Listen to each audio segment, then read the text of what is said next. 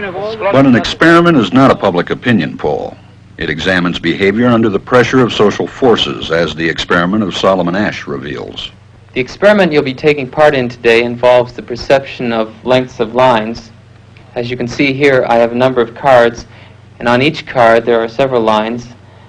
Your task is a very simple one. You're to look at the line on the left and determine which of the three lines on the right is equal to it in length. All right, we'll proceed in this order. You'll give your answer. Only one of the people in the group is a real subject, the fifth person with the white T-shirt. The others are confederates of the experimenter and have been told to give wrong answers on some of the trials. The experiment begins uneventfully as subjects give their judgments. 2. 2. 2. 2. 2. 3. 3. 3. 3.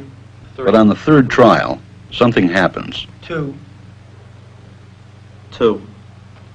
2. 2. 2. The subject denies the evidence of his own eyes and yields to group influence. 1. Asch found subjects went along with the group on 37% of the critical trials. But he found through interviews that they went along with the group for different reasons. 1. 1. They must be right. There are 4 of them and 1 of me. 1. This subject's yielding is based on a distortion of his judgment. He genuinely believes that the group is correct. 1. 1. 1. 2. 1. 2. 2. 2. I know they're wrong, but why should I make waves? 2. In this case, the subject knows he is right, but goes along to avoid the discomfort of disagreeing with the group. Here, the distortion is at the level of his response. 2. 2. 2. 2. In the previous experiment, the naive subject stood alone against the group. In this variation, Asch gave the naive subject a partner, here seated in the third position, who also gives the correct response. 1. 1. 2. 1. 2. With a partner, yielding drops to only 5% of the critical trials compared to 37% without a partner.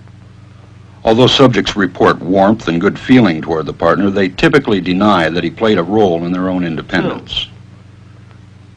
The partnership variation shows that much of the power of the group came not merely from its numbers, but from the unanimity of its opposition.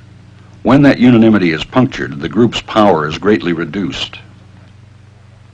Sometimes we go along with the group because what they say convinces us they are right. This is called informational conformity. But sometimes we conform because we are apprehensive that the group will disapprove if we are deviant. This is called normative conformity. The strength of the normative factor is shown in another variation carried out by Asch. In this variation, the subject is told that because he had arrived late, he would have to write his answers. Subjects in this private response experiment are exposed to the same amount of misleading information as other subjects, but they are immune from any possible criticism by the group. 1. 1. 1. And this enormously reduces the pressure to conform. Conformity drops by 2/3. Asch's experiment is a classic. It reveals how people will deny what they see and submit to group pressure. It allows us not only to observe conformity, but to study the conditions that increase or reduce its occurrence.